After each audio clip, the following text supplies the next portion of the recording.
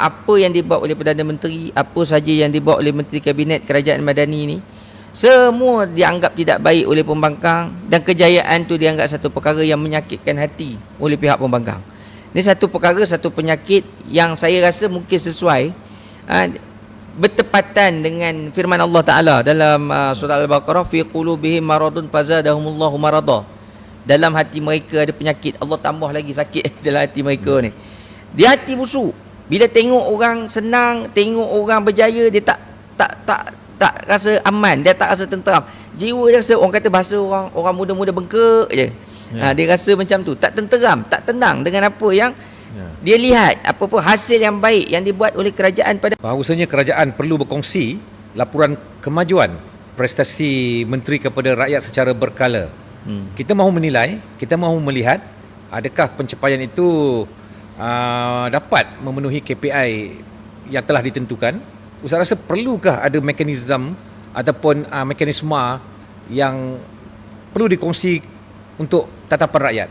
Okey, sudah pasti setiap perkara ni perlu diterjemahkan dan perlu disampaikan kepada rakyat. Diterjemahkan yang maksud ni hasil. Kita tidak hanya mahu melihat kepimpinan negara yang hanya pandai bercakap tetapi gagal melaksanakan ataupun menterjemahkan hasil dia kepada rakyat. Sebab rakyat dia nak hasil. Bukan nak dengar cakap kita, tapi dia nak tengok apa yang dia dapat dengan terlantiknya kita, dengan terpilihnya kita dalam kerajaan. Itu yang pertama.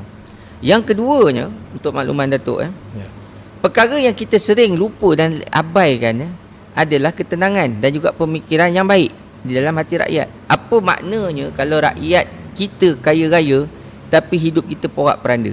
Sebab tu kalau kita lihat, kenapa kita ni susah nak ke depan, sebab ada perasaan sakit dalam hati kita, busuk hati dalam hati kita.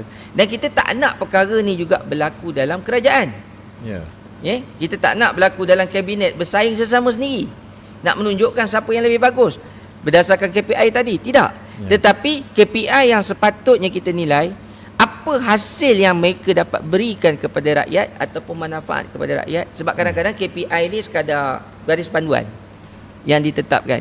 Tetapi yang rakyat nak, KPI yang rakyat akan nilai, apa yang dia dapat, apa yang rakyat dapat, apa manfaat yang negara dapat daripada terlantiknya kita sebagai Perdana Menteri ataupun sebagai Menteri Kabinet di dalam negara ni.